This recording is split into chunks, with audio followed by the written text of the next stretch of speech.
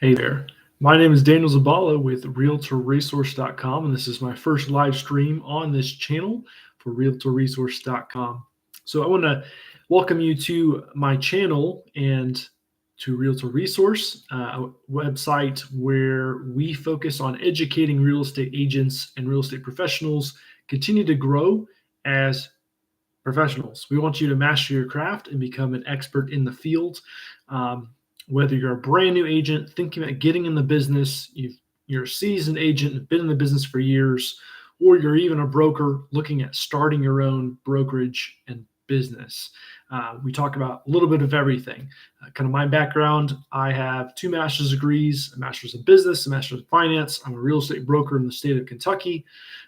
Been in real estate for about 10 years now, and just a diverse entrepreneurial background. And so I have a wealth of knowledge that I want to share with you as a real estate agent, and some of the things that you need to be focused on in order to succeed in the real estate market and the real estate industry today in our modern business world.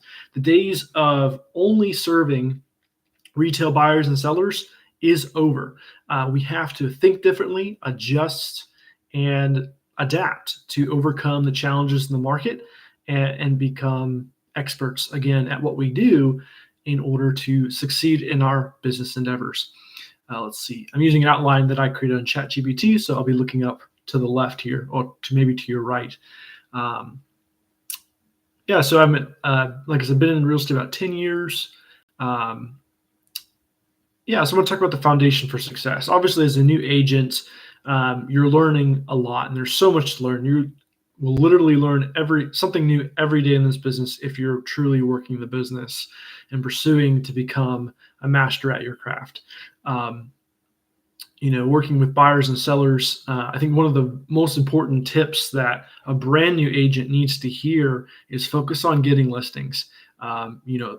If you're in a big brokerage, especially, no matter how much they share or try and promote a family or team culture, if you're independent contractors, the reality, everybody's your competition. Now, mind you, I hope everyone's being generous and freely sharing knowledge. That's great if they are, but ultimately, they're still your competition.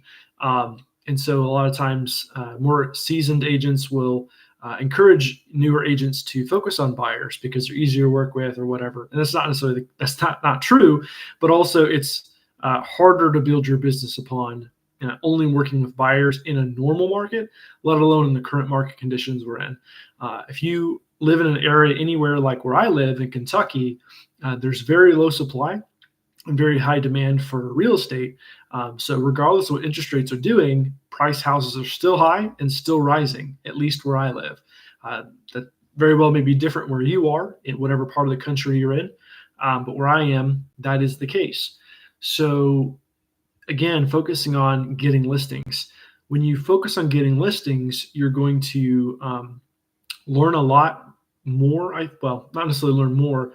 It's a different opportunity to learn, but the reality is you have more opportunity to get more clients from that listing by having a listing that's automatic marketing, branding opportunities for you, open house opportunities. There's a whole gamut of opportunities that you have as a listing agent than you would as a buyer's agent. Additionally, the real estate laws are getting ready to change probably with this whole buyer's agents not being able to share on commission for a listing agent. We won't have a final decision until this summer, it looks like. But the reality is the market's changing. You can expect it to change. So if you're not already getting an exclusive buyer representation agreement signed, be sure to start doing that. And additionally, now is the time, if you are working with a buyer, to get in the practice of setting expectations up front, letting them know that, hey, you don't work for free, you're a professional. They need your help. Whether they realize it or not, you bring a lot of value to their situation if they're a buyer, especially if they've never bought a house before. So you need to understand your value and then be able to communicate that to your buyer clients, and be ready and willing to ask for a commission, making that part of your contractual agreement to work with them. Don't work for free. we all need clients, but we all need to get paid. So going ahead and making that a practice now before any laws actually go into effect is a great idea and a great business practice.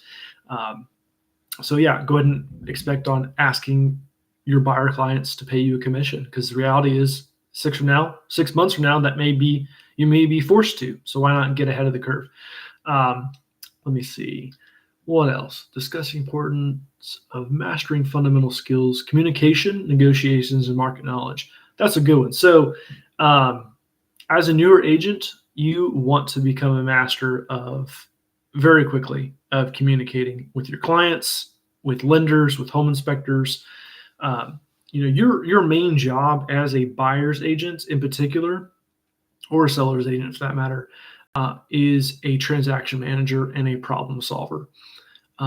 And one of the most important things that you can do to add value or to show your value to your client is to be in constant communication with them. Because if you're a listing agent in particular, there's over 120 things probably that you're doing throughout that entire transaction from start to finish. But your client's not going to know that, realize that, or see that. So you have to self-promote in a way, not to brag, but it's just a reality. If you don't communicate what you're doing for your client, they're not going to know. And then at the end of the transaction, they're going to think that, well, what I pay you this commission for? You didn't do anything. Well, you did a lot. They just don't know what you did. So be sure to communicate what you're doing for your client as you're doing it, checking up on them, seeing if they need anything, but especially communicating with the lender, home inspectors, anyone that is in the other agent involved. If there's another agent in the deal or the transaction, always communicate with everybody and manage that process. Again, being a transaction manager, making sure all the pieces fall into place at the right times. Because as an agent, that a lot of things within the contract have certain time frames. You may have 10 days to get the home inspection, 3 days to do this, 3 days to do that. You want to make sure those things fall into place on time. So again, staying on top of your client as well, making sure they're doing what they need to do, especially buyers. Like if they have to apply for the loan, getting documentation to their loan loan originator, broker, whoever they're working with. So constant communication, staying on top of that. If you communicate better than other agents, that'll set you apart, and that'll help make your life a lot less stressful too, because you'll know where everything is and who's done what and not done what they need to be doing.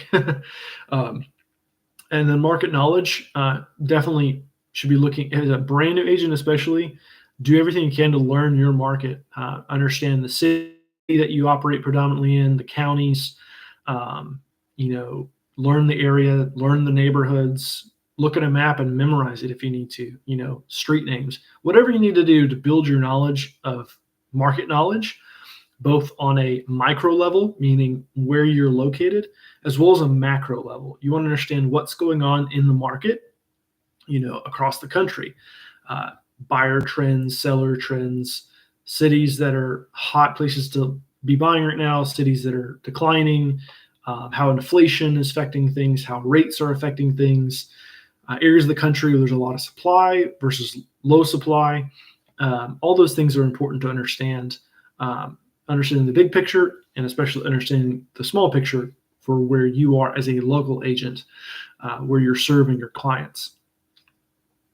And negotiations is really important. That's a whole skill in of itself. I definitely encourage you to read lots of good books on negotiating and on sales. As an agent, as a realtor in particular, whether you're working with buyers or sellers, you're not so much a salesman as you are a negotiator. Sales and negotiations are two different skills, very similar, but they are different. Negotiations is more the important skill as a real estate agent than sales in particular. We don't want to be salesies as agents. We want to be professionals that are serving our clients. I guess the sales aspect is finding clients, if anything. Sales and marketing more so is acquiring new clients or getting a client to agree to work with you when you have a prospect. In that sense, that is the sales part. But really, it's negotiating, at least in most markets. I'm sure there are certain markets throughout the country where you do need more sales skills to do your job. In particular, now I will talk about this in a minute, but for example, if you're wholesaling property, you do need sales skills for sure. But if you're only doing um, representing retail buyers and sellers, it's not as important. But I do want to point out the days of only being a retail buyer and seller's agent are over. So again, wholesaling, you do need sales skills. That means, selling the idea of a certain property to a potential investor buyer. In that case, you do need sales skills. So all that being said, develop the skills, read books, watch YouTube videos. There's so much free content out there that is helpful, and you just practice and you get better as you do it. You learn by doing. That's the best way to learn. I want to emphasize the role. I'm just going to read this. Emphasize the role, continuous role of learning and professional development, staying ahead of the competition. Yeah, absolutely. So you want to be reading, learning constantly. Definitely encourage you to expand your mind, be open to new ways of doing things in your business and in real estate. If you're a more seasoned agent, this is particularly applicable, which is something that we're a big proponent of here at Realtor Resource, because we want, I'll mention it. I believe it is important to embrace what I call the creative brokerage model.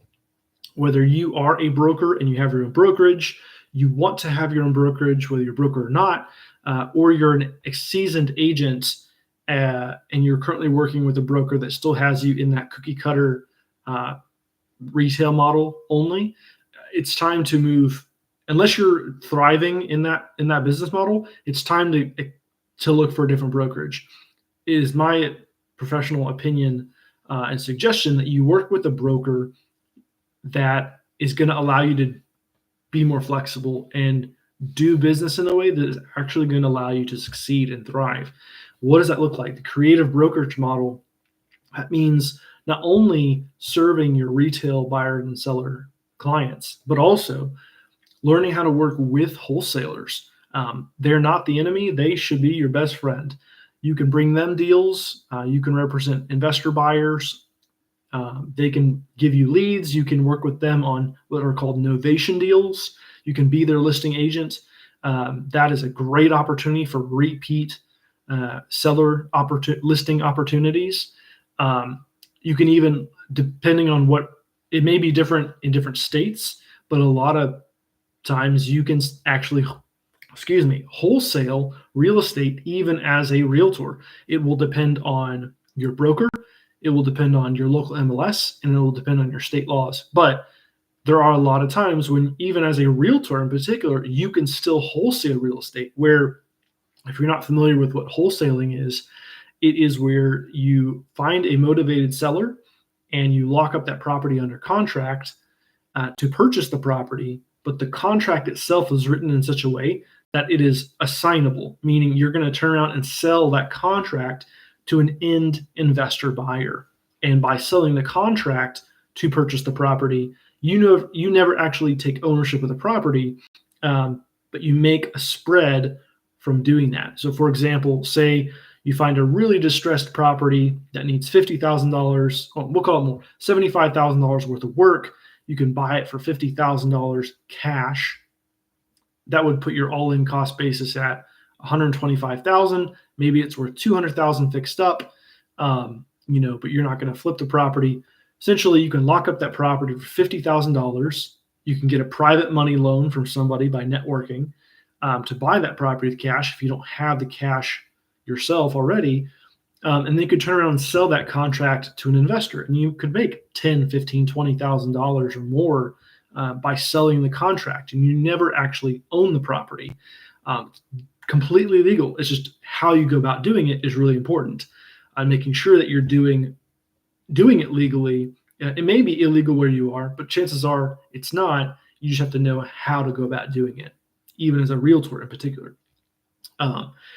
And so, yeah, so you can wholesale property, you can work with wholesalers, and also you can do it too, where if you want to play a little bit more safe, you could find that property, buy it with cash, whether it's your cash or someone else's, actually close on the property, and then turn around and sell it again. So basically flipping it without doing any work. That'd still be considered wholesaling. But also within that, you can learn to flip property. I think as a real estate professional, there are three main categories to your business that you need to be doing or cultivating all three. You want to have your service-based business, absolutely, but you also want to have flipping activities and investing activities within the realm of real estate if you're really going to master this business.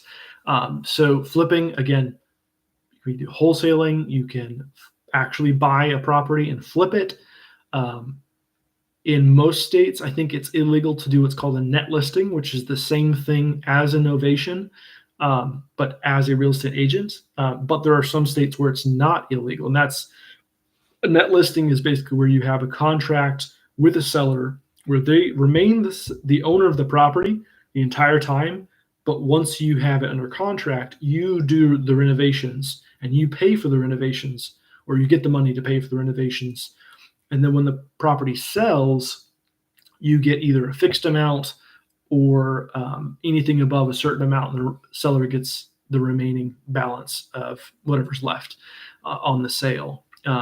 Some places it is legal, and a lot of places it's illegal for a real estate agent to do a net listing. You just have to know your local laws and be sure you do things correctly. But if you're able to do it, that's a great opportunity. Again, that's a way to flip property with never actually owning it, and you can make a great payday. And likewise, again, along the same lines, you can work with wholesalers that do novations.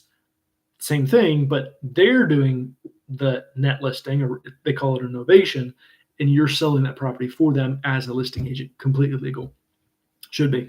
Always check with your local state laws and local laws. So let's move on. Let's see. Yeah, so creative brokerage model. So you have wholesaling, you have net listings, novations, you have flipping properties, and you have investing in property. Now, for the last probably 10 years, it's been very, very popular. A very popular method is called the BRRRR method, which stands for buy, renovate, rent, refinance, and repeat. It allows investors, when interest rates are low, it works great because it allows a buyer to find a distressed deal, buy that property using a hard money lender, using someone else's money, do the renovations, get a tenant in the property, refinance with like a local bank or credit union, which typically have better rates and are better to work with than big banks anyways. And then, they have a rental property that's cash flowing. A lot of times they had no money in the deal. And when interest rates are super low and you get a really great deal on a property, not only do you have no money in the deal, a lot of times when they refinance, they can actually pull money out of the equity of the property. So they never had any of their own money in the property, and they got tax-free money at closing at the refinance, because of the value of the intrinsic value of the property plus the appraised value was greater than the loan to value, which there's a lot of technical stuff, but stay with me here. They were able to get money out and then take that money and go do something else with it, reinvest it elsewhere, do whatever. So great method for when rates are low. And there's still opportunities here and there to do the BRRRR method, but in general, we can't rely on that method anymore as investors because interest rates are too high. So what's the solution? How do you acquire good cash flowing rental property? Well, you have to learn to do what's called creative finance. That means learning how to negotiate with the seller to purchase the property on what are called terms, where the seller is actually the lender. If they have a lot of equity in the property, or if the property is free and clear, that is a great opportunity to do seller financing. It's just learning how to negotiate and communicate to them the value of them doing that.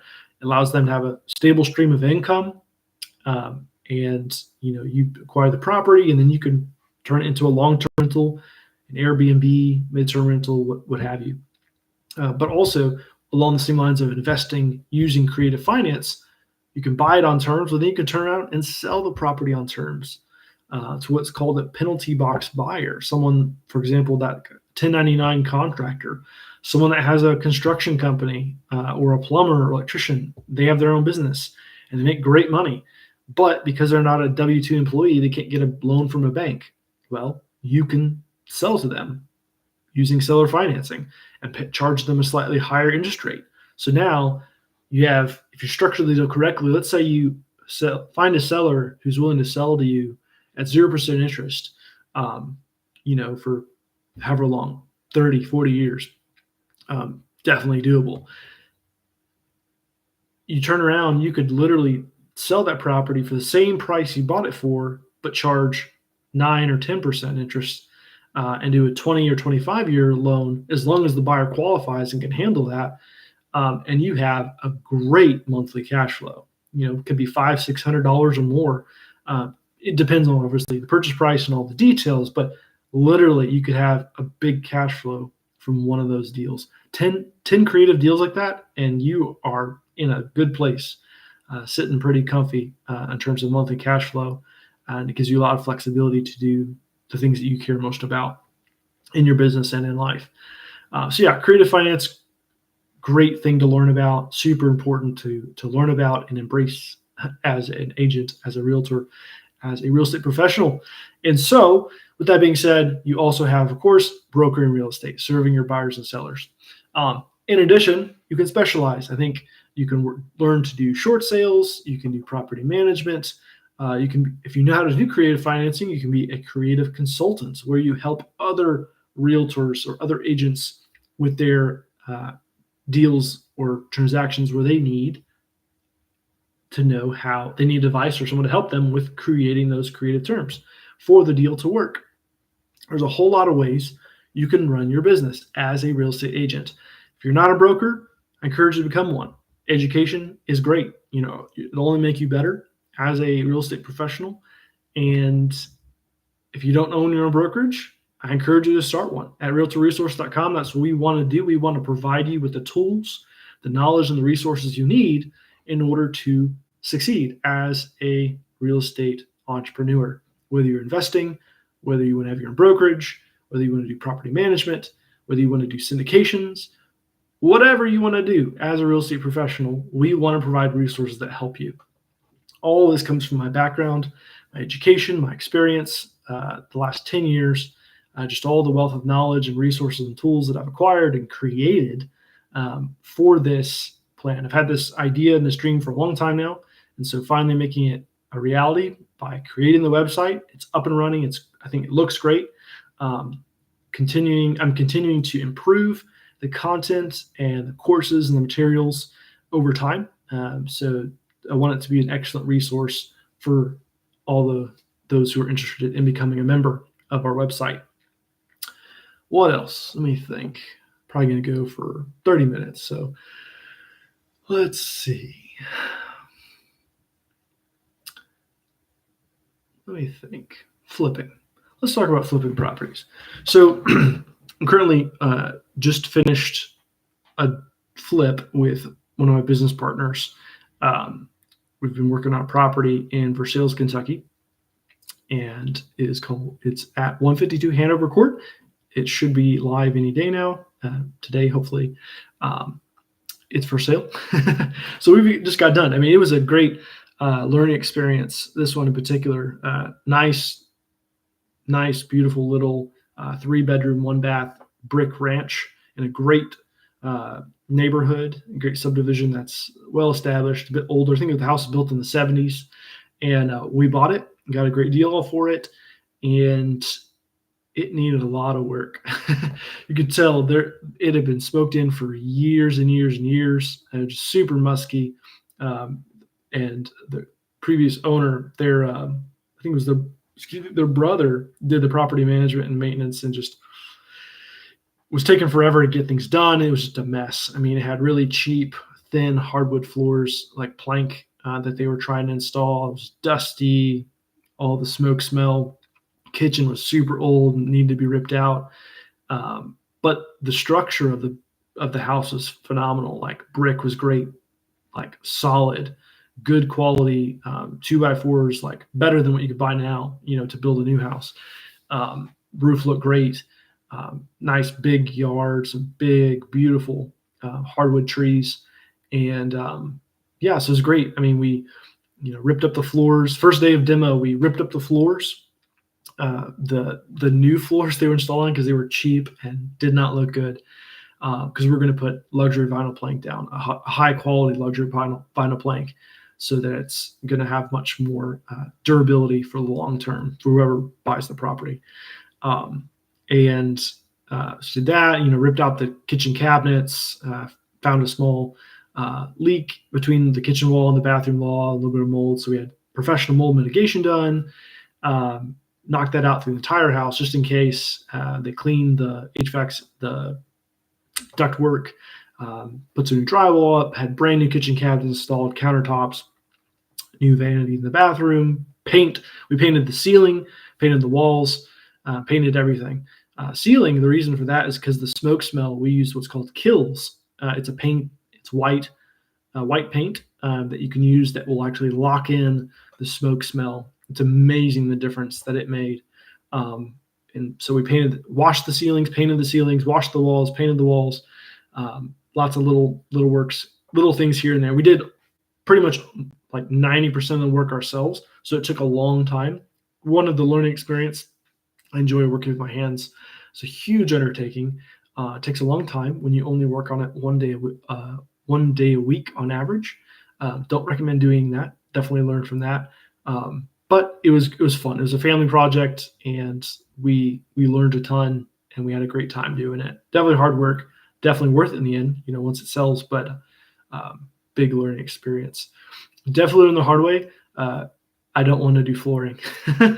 Flooring is not my cup of tea. I can do it, installing that luxury vinyl plank, but man, we spent I don't know how many days trying to work on that, and we got maybe a quarter of the house at most done.